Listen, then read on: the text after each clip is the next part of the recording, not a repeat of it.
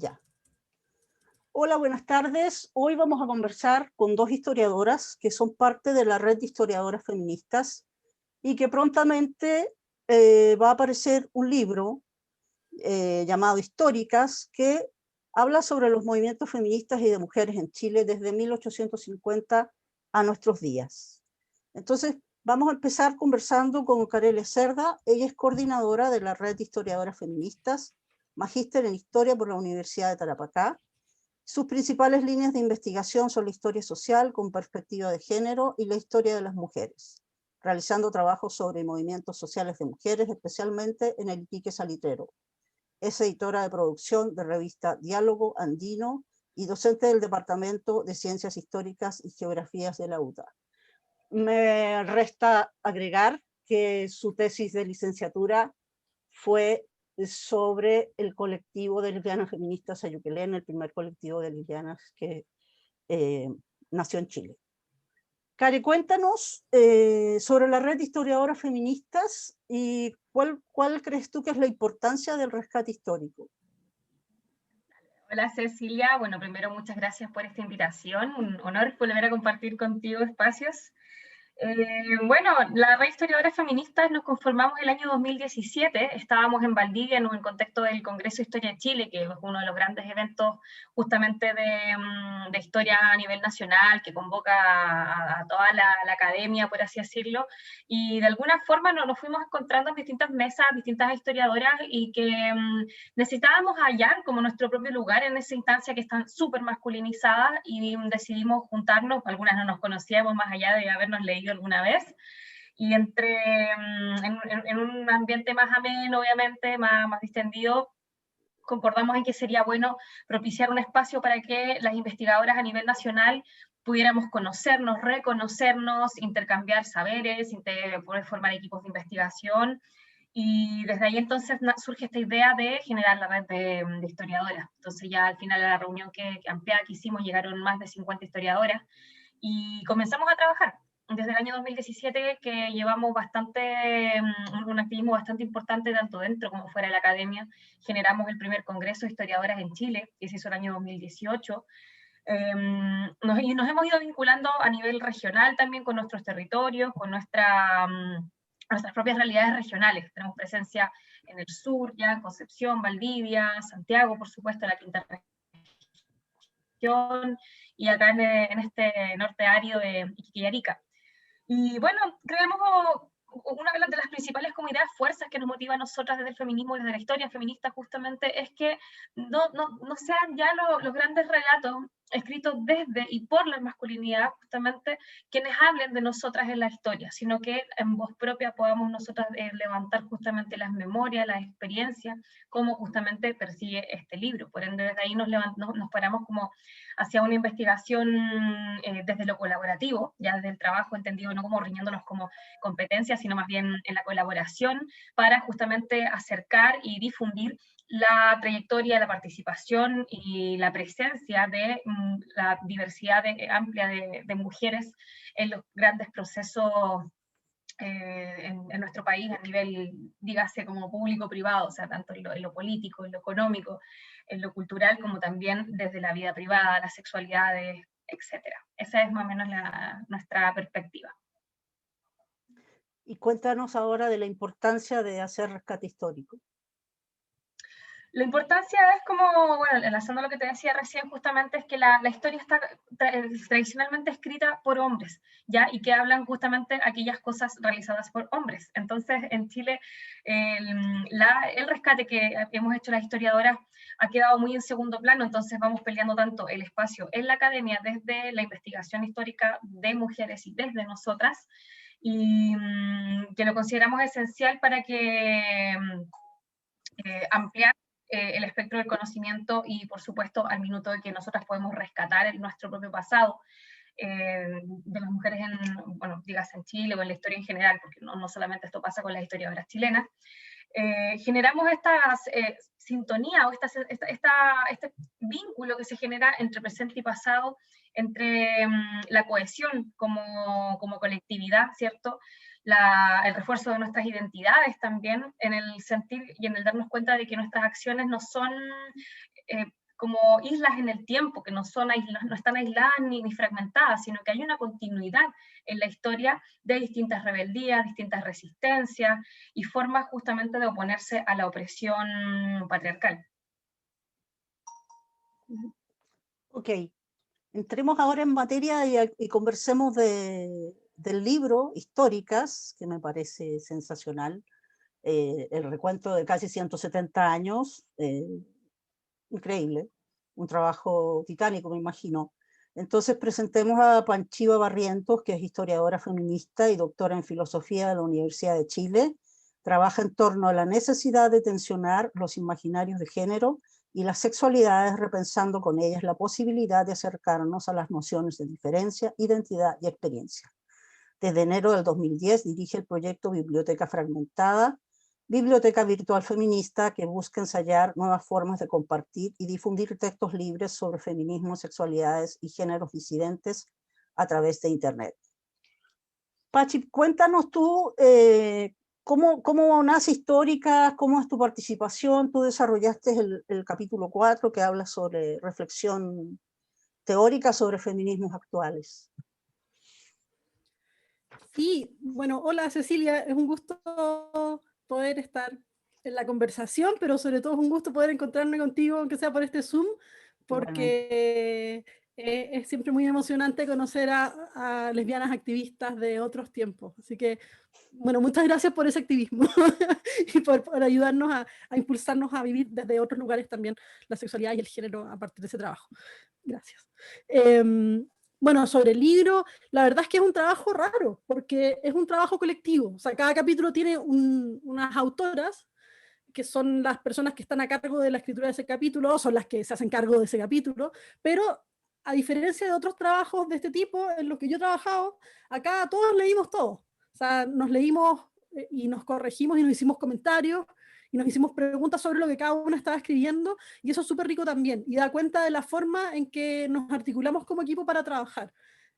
Y claro, o sea, cada uno trabaja su periodo, porque en realidad, no sé, yo trabajé el último capítulo, como dices tú, que es el 4, que es una reflexión teórica sobre algunos conceptos y sobre algunas formas de pensar los feminismos o los desafíos de la historia, pero leí todas las otras cosas, aprendí de lo que estaban trabajando las otras compañeras me hicieron comentarios también, tuvimos discusiones de cómo poner, por ejemplo, cómo usar un lenguaje que fuera inclusivo, no cerrar el género en los artículos terminados en A o en O, sino que discutir si poníamos una X, si poníamos un asterisco, si poníamos una E. Entonces ahí estuvimos conversando sobre cosas que son súper importantes porque también son posicionamientos políticos respecto a lo que estamos pensando. Que el libro discuta la necesidad de decir históricas y de decir feminismos y movimientos de mujeres, ya da cuenta de un ejercicio que busca generar continuidades en la historia, pensando cómo ciertas genealogías políticas van a articular nuestras formas de mirar o nuestras formas o posibilidades de articularnos con otras y encontrarnos y hacer cosas en lo público, pero al mismo tiempo reconociendo que no podemos llegar y decir que en 1890 las feministas en Chile, ¿no? Como que tenemos que hacernos cargo de que algunas personas se han nombrado como feministas, otras se han reconocido como mujeres o como parte de un movimiento de mujeres, y no hay una categoría que esté sobre otra, o no hay una categoría que sea más importante o que sea políticamente más movilizadora y más válida. En ese sentido también aparecen cuestiones que son relevantes, como tensionar los límites del propio feminismo, sobre todo en un contexto como el de ahora, en que feminismo es una palabra que está tan presente en los mundos de lo cotidiano y en las culturas públicas que estamos habitando. Entonces, poder pensar qué significa el concepto, cómo llenarlo de contenidos, cómo tensionarlo y cómo incluso quebrarlo sin que nos dé miedo hacerle demasiadas preguntas, es un ejercicio que el libro trata de hacer y que a mí me parece que es sumamente relevante. En ese sentido, tú abres el capítulo 4 diciendo, titulando, volver a mirar los conceptos para hacerlos vibrar. Sí, porque, bueno, como decía recién, me parece que estamos viviendo en un tiempo que es al mismo tiempo maravilloso y desafiante. Yo no sé si antes habíamos tenido unos conceptos como feminismo o disidencias sexuales, o incluso la posibilidad de nombrarnos desde distintos horizontes que tienen que ver con las sexualidades o con los géneros que desafían las lógicas binarias del género, que fuera como ahora, ¿no? O sea, género, si pensamos en el 95, cuando estaba toda la discusión de Beijing, o sea, género es una palabra que era un conflicto. Hoy día género es una palabra que está en el vocabulario colectivo, es una palabra que para mucha gente es súper conservadora, ¿no? Y que ha perdido también su potencia política. Como, ay, nosotros no hacemos género, nosotros somos feministas, ¿no? Y esa nos marca como en una potencia política o en un desafío o una intención que es distinta. Pero feminismo también se ha vuelto una palabra conflictiva, ¿no? Porque el feminismo, o sea, Piñera dijo que era feminista, ¿no? La ministra Pla en algún momento dijo que era feminista. Entonces, ¿cómo vamos a entender este concepto? ¿Qué hacemos con él? ¿Lo pensamos o no lo pensamos? ¿Cómo lo pensamos? ¿Desde dónde? Y hasta dónde también, ¿no? Porque a veces ponernos a discutir sobre un concepto nos hace pensar que quizás le estamos haciendo algo malo al concepto. Como, no, pero ¿para qué vamos a hablar de esto? Porque al final nos vamos a separar, ¿no? Como que mejor fijémonos en las cosas que nos unen, en las cosas que nos hacen estar tranqui unas con otras, en vez de decir como, ya, pero tensionemos el concepto. Y ahí hay un montón de cuestiones que están pasando que es súper importante poder analizar, pensar y también discutir desde una perspectiva política. Por ejemplo, no sé, hoy día el concepto lesbofeminista, el lesbofeminismo es un concepto que ha tomado mucha fuerza entre gente joven. Y asumimos que lesbofeminista significa lesbiana feminista. Pero el lesbofeminismo tiene una historia. Y es súper importante hacerse cargo de esa historia para poder ver si podemos pensar ese concepto hoy día o no, cómo lo pensamos, cómo nos acercamos. Lo mismo pasa con el concepto radical. O sea, como que cómo acercarnos a un feminismo radical, cómo nombrarnos como feministas que se piensan radicales, o qué es lo que se juega en ese ejercicio de la radicalidad, si es que existen feministas radicales que se imaginan a sí mismas como las defensoras del feminismo y son transfóbicas. Entonces, ¿cómo hacemos eso? ¿Cómo nos acercamos a los conceptos? O simplemente los abandonamos, porque esa es otra posibilidad, ¿no? Así como, filo, somos todas feministas, y damos por hecho que hay como un montón de cosas en las que estamos de acuerdo, pero no sé, yo me acuerdo haberlo discutido con una amiga, por ejemplo, una vez que fuimos a una marcha feminista del 8 de marzo, que había mucha gente, y empezamos a marchar detrás de mucha gente, como que no nos podíamos ni siquiera mover. Y nos dimos cuenta que estábamos detrás de unas chicas que tenían unos carteles como súper coloridos y súper brillantes, y como que los empezamos a ver porque ya estábamos aburridas de no poder caminar. Entonces como que mirábamos, leíamos los carteles de la gente. Y ellas eran unas feministas que decían, feministas por el derecho de los que están por nacer. Y era como, a ver, pero espera, o sea, son feministas antiaborto. Ya, ¿y eso puede pasar o no? ¿Y cómo nos acercamos a esa gente? ¿Somos compañeras o no? ¿Qué significa? ¿Cómo nos podemos encontrar o no queremos encontrarnos? Entonces, a eso yo me refería con esto de hacer vibrar los conceptos, hacer que se muevan y que dejen de estar quietos y de ser obvios. Porque cuando, o sea, lo dice John Scott, mucho mejor, cuando creemos saber lo que los conceptos significan, parece ser que los conceptos pierden potencia o que tenemos un problema porque empezamos a pensar que estamos hablando todas de lo mismo, pero en realidad si empezamos a escarbar nos damos cuenta que no. Entonces, de eso se trata esta idea como de la vibración, del movimiento, de rebalsar quizás los conceptos con conceptos, o sea, con sus propias formas de ser pensados, digamos, ¿no? Como, no es llenar de contenido, sino es como desbordar de contenido, hacer que las palabras se toquen y suenen y se vuelvan conflictivas. Ok. Hay otra parte que habla de los feminismos y los activismos LGBTIQA+. ¿De qué trata eso? ¿Tú? Eso es súper importante, porque, como decía antes, el libro dice feministas y mujeres, y ahí hay una tensión, como quiénes son los sujetos del feminismo, hasta dónde podemos abrirlo. Históricamente han habido discusiones dentro de los movimientos feministas si las lesbianas pueden ser visibles o no. O sea, dale, compañera, ven, todo bien, sí, ven a la marcha feminista, pero no, porfa no digas que es lesbiana, porque van a decir que todas somos lesbianas, como si eso fuera algo malo. Ojalá viviéramos en un mundo que puras lesbianas, sería hermoso, pero no identitarias, ¿no? Como la posibilidad de tensionar nuestras formas de nombrarnos, de tensionar hasta dónde llegan los feminismos y qué incluyen y qué no, cómo pensar la categoría mujer más allá de una lógica binaria y naturalista, digamos, como ligada a la naturaleza, ligado a lo esencial. ¿Cómo podemos desarmar esos discursos y dar espacio a que nuevas subjetividades, nuevas articulaciones imaginarias de quiénes somos y quiénes podemos llegar a ser o qué queremos ser, tengan cabida en estas posibilidades también de pensar la historia? Porque no es lo mismo decir historia de las feministas, asumiendo que van a ser todas mujeres, que decir, bueno, historias de las feministas que pueden ser lesbianas y que quizás las lesbianas, como dice Wittig, no son mujeres, ¿no? O habría que discutirlo, podemos darle una vuelta, ¿no? O tampoco es lo mismo decir como las mujeres, como si todas las mujeres fueran iguales, y no darle un giro que sea interseccional, que hable de clase, que hable de raza, que hable de un montón de diferencias que ni siquiera alcanzamos a nombrarlas todas, pero cuando abrimos la posibilidad de diferencia, lo que hacemos es abrir la posibilidad de encontrarnos realmente. Entonces, por eso es súper importante insistir como en la posibilidad de que la historia feminista considere hablar sobre lo LGBTQI más A, ¿no? Como todo este horizonte posible de representaciones, de imaginarios, de subjetividades que tienen que ver con las sexualidades y con los géneros y que tienen que ver con el cuerpo y que atraviesan de manera radical nuestras formas de estar en el mundo. Volvamos con Carelia. Cuéntanos de tu participación en Históricas y qué desarrollaste tú.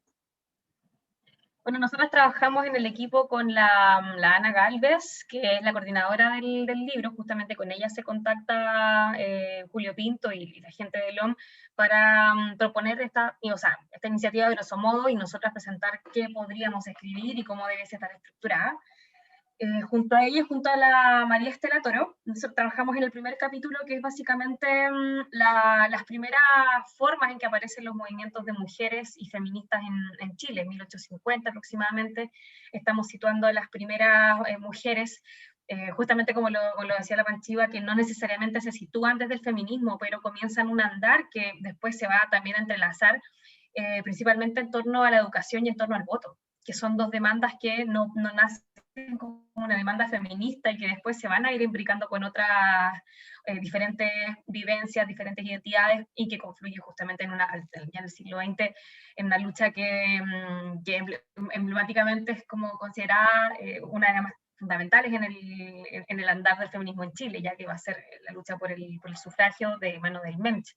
Entonces hacemos ese recorrido entonces desde las primeras demandas que surgen entre las mujeres conservadoras de la élite por el voto y cómo eso se amplía hacia otros sectores sociales. Lo importante de ese capítulo, y bueno, también es lo que se instala en el resto de los capítulos, es justamente ver y evidenciar cómo multiplicidad de mujeres han estado enfrentándose a los distintos dispositivos, a las distintas disposiciones y dispositivos de control patriarcal sobre las cuerpos, sobre la vida privada y pública de las mujeres, y que no hemos sido necesariamente siempre como feministas todas, como decía la Panchiva. Entonces desde ahí, claro, la apuesta teórica del capítulo final engloba justamente esto que desde la fuente, que desde la investigación va quedando a la luz de la lectura, ¿ya? Entonces, cómo van a ser mujeres muy diversas de distintos posicionamientos políticos. Ya tenemos a conservadoras, tenemos a liberales, ya tenemos a socialistas, después mujeres ya militantes en los partidos, tenemos a mujeres de la clase alta, tenemos a mujeres de los estratos populares, etc. En estas formas como embrionarias, por así decirlo, de estos movimientos feministas y de mujeres. Ese fue el trabajo que llevamos a cabo entonces con Ana y con María Estela, entre 1850 y el Mensch, directamente. Hasta ahí llegamos nosotras. Tú tocaste un punto que me sugiere otra pregunta para Panchi, que es sobre feminismos e interseccionalidad, palabrita tan usada en estos tiempos. Cuéntanos, ¿de qué trata ese capítulo? Sí, hay palabras que aparecen y que empiezan a estar así como flotando por el mundo y que a veces son tramposas porque se empiezan a usar para todo, ¿no? O sea, como que interseccionalidad puede ir desde políticas públicas hasta horizontes que son súper radicales y súper movilizadores en términos políticos. Es importante, sin embargo, ¿no? Vamos, poder pensar la diferencia. Lo que hace la interseccionalidad es invitarnos a pensar en la diferencia, pero no es pensar la diferencia solamente para nombrarla, porque eso sería muy polite, muy políticamente correcto. No sé por qué dije polite, es una palabra que no uso, pero me dio risa poder usarla. Sería muy políticamente correcto, ¿no? Sería un gesto que, claro, vamos a nombrar la diferencia porque tiene que estar. Pero la invitación de interseccionalidad en realidad es a nombrar la diferencia, a hacernos cargo de que, comillas, somos diferentes y de que esa forma de existir en el mundo es lo que nos permite encontrarnos con otros porque es lo que nos permite ver a otros. Cuando decimos, ay, sí, es que todos somos diferentes, podría ser como, bueno, como todos somos diferentes, no hablemos de esto, ¿no? En cambio, si decimos, bueno, todos somos diferentes y la única forma de encontrarnos tiene que ver con la diferencia, lo que tenemos que hacer es rasparnos en la diferencia, ¿no? O sea, como que hacer que esas cosas que nos hacen diferentes, que nos hacen construir nuestras propias historias desde lugares distintos, permitan que podamos ver a otros y darnos cuenta de que, bueno, nuestras experiencias no son las más importantes, nuestras experiencias no definen el mundo en el que vivimos, nuestras experiencias lo que hacen es ponernos a mirar el mundo de determinadas maneras, pero hay múltiples formas de mirar y hay múltiples formas de poder hacerse un cuerpo y de poder hacerse un imaginario feminista, digamos. Y en ese sentido hay muchas formas de enfrentar los desafíos políticos que los feminismos tienen que tomar y trabajar.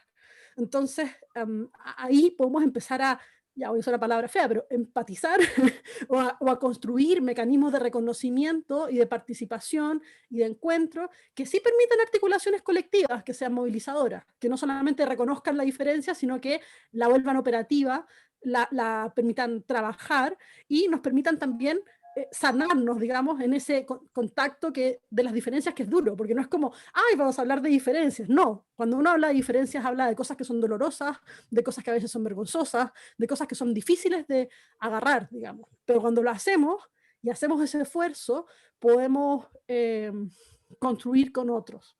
Entonces, en ese sentido, interseccionalidad es una invitación súper potente para lo político, que va mucho más allá de esta palabra de moda o mucho más allá de la necesidad de decir, bueno, es que si hablamos de interseccionalidad dejamos de hablar de tal cosa. No, no es dejar de hablar de cosas, es abrir la posibilidad para hablar de muchas cosas a la vez, pero no diciendo vamos a hablar de muchas cosas, sino de nombrarlas, insistir en los nombres, insistir en esos lugares que a veces nos complican, pero que es necesario poder abordar. Entonces, claro, hay muchos desafíos para los feminismos hoy. Hacerse cargo de la diferencia yo creo que es uno de los más importantes. Y justamente es algo que a veces queda relegado en pos de ciertas urgencias, que también son importantes, ¿no? O sea, como que, claro, tenemos que tener una ley de aborto, tenemos que hablar de aborto y poner ciertas cosas sobre el escenario. Tenemos que hablar de lesbo-odio, porque hoy día es una cuestión que está súper vigente, que está atravesando el país. La semana pasada fue un desastre. O sea, entre personas asesinadas, personas golpeadas, bueno, un montón de situaciones terribles. Tenemos que hablar de eso, pero para hablar de eso tenemos que hablar también de nuestras diferencias, ¿no? Porque hay muchas formas de ser lesbiana en Chile, y hay algunas que son distintas y hay algunas que son, comillas, no lo estoy diciendo como algo radical, pero sí más peligrosas que otras, ¿no? Cuando ciertas cosas las atraviesan. ¿Como cuáles, por ejemplo? ¿Puedes ahondar? Sí, por supuesto. O sea, hay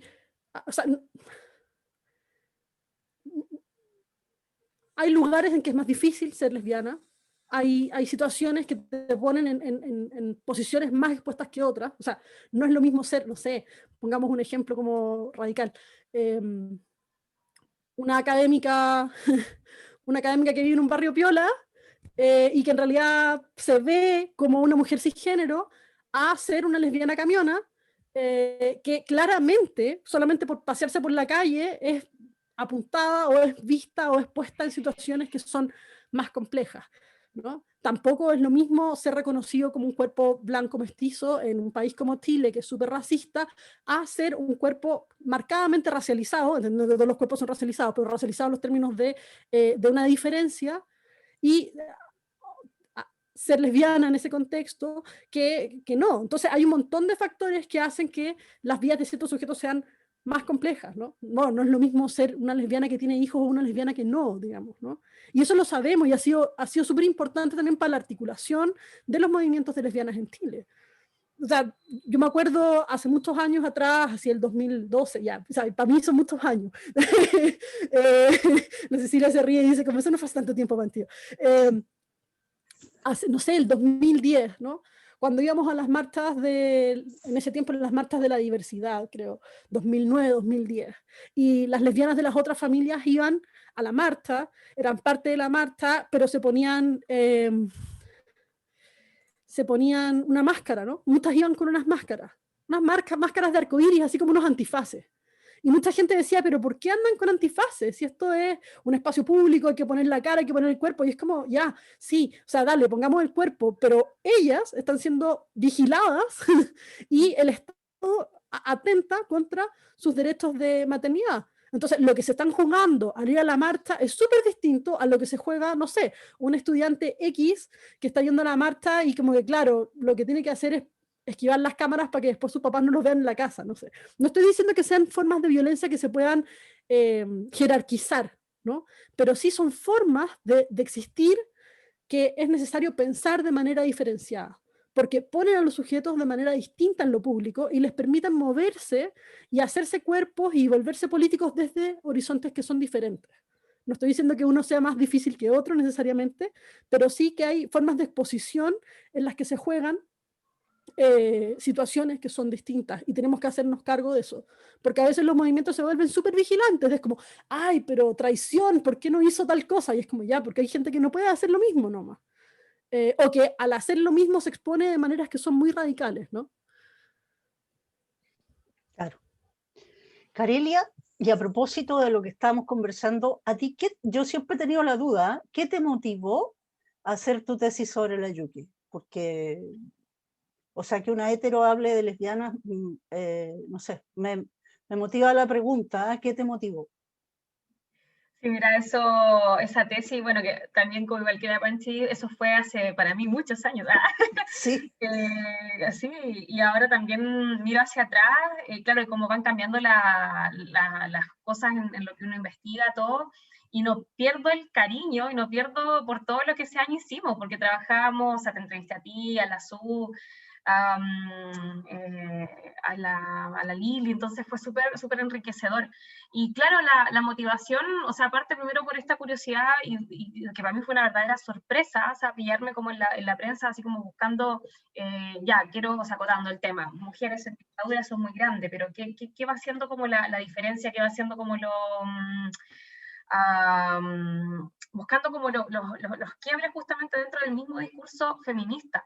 Entonces, parte como desde esa gran sorpresa y de la tremenda valentía que yo consideraba que fue como el hecho mismo de la entrevista que dan pública, la primera como irrupción justamente dentro de un movimiento feminista que ya tenía ciertas como características muy marcadas en el periodo y en el contexto social y político de un país en plena, o sea, crisis de violación a los derechos humanos. O sea, me pareció tremendo y desde ahí entonces quise ahondar, porque desde la perspectiva histórica hasta ese momento, ahora ya han salido muchos trabajos y lo más encuentro yo genial es que también vayan saliendo desde las propias investigadoras lesbianas, no es como la gracia de que seamos como quienes no lo vivenciamos, quienes no tenemos las mismas experiencias, ni nos situamos desde los mismos lugares, quienes hablemos al respecto. Entonces fue como básicamente querer poner a disposición una reconstrucción histórica, un ejercicio de justamente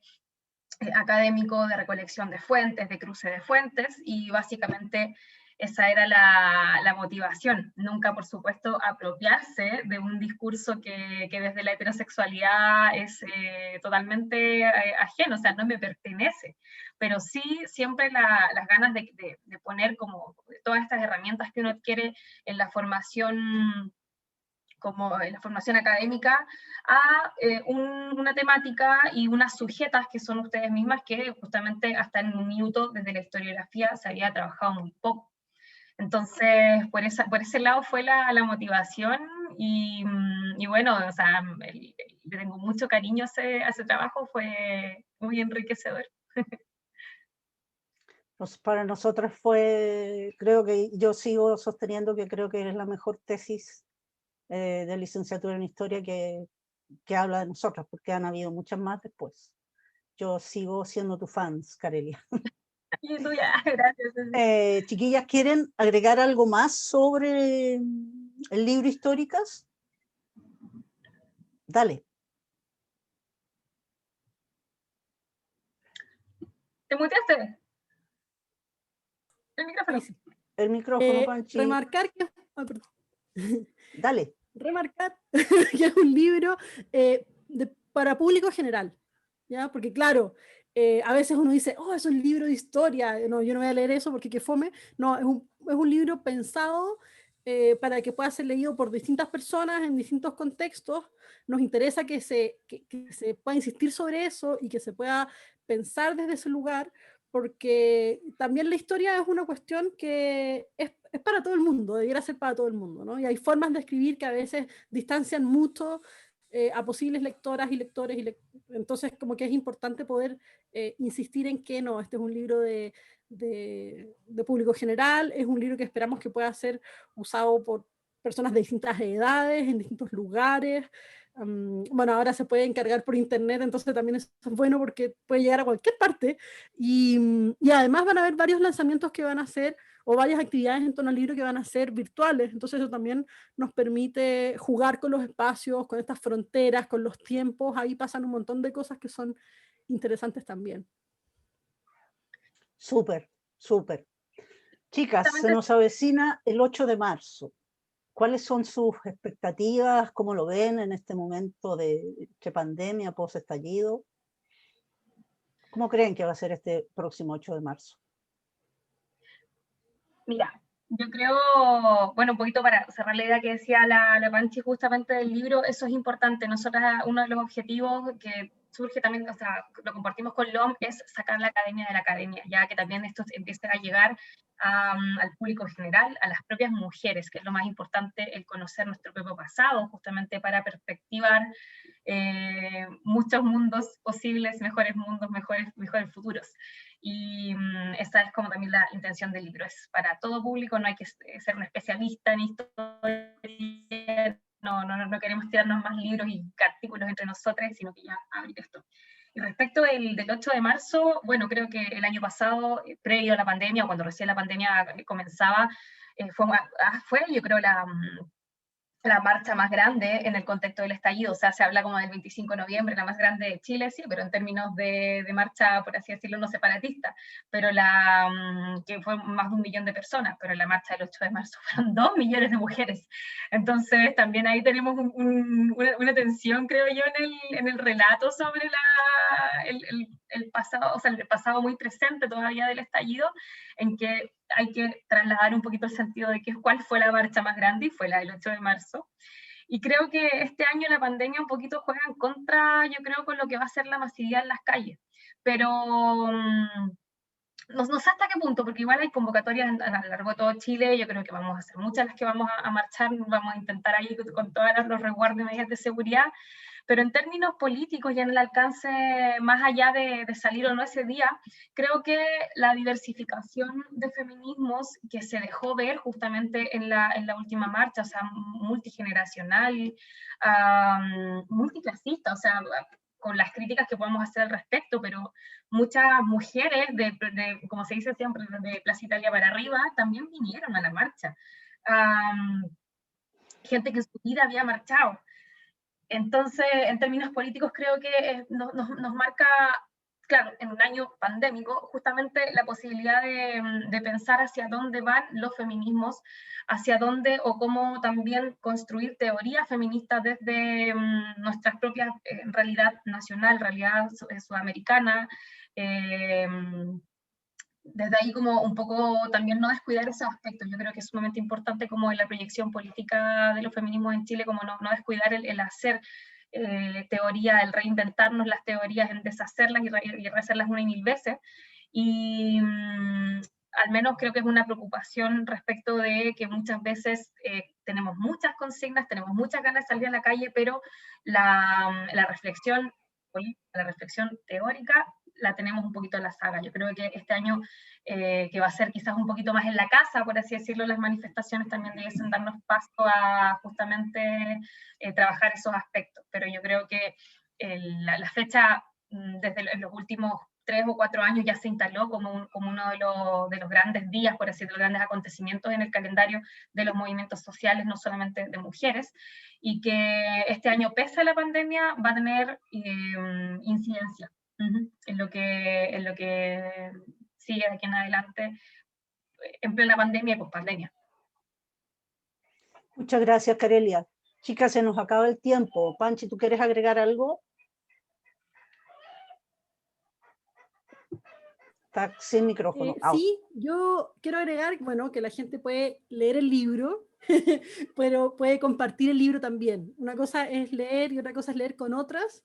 Entonces, la invitación es a leer con amigas, a leer con amigues, a compartir el libro, si lo tienes, prestárselo a tu mamá, a tu hermana, a tu primo, a todo el mundo, porque es importante construir conocimiento en conjunto y discutir las cosas que estamos pensando. Eso es clave para que los conceptos vibren y para que podamos hacer que los feminismos se transformen en algo potente, político y movilizador a gran escala, ¿no? Entonces, siempre compartir las lecturas. Muchísimas gracias, chicas. Les mando la entrevista en cuanto esté. Y si pueden compartirme la portada también, se los voy a agradecer. Un abrazo grande. Voy a parar la grabación.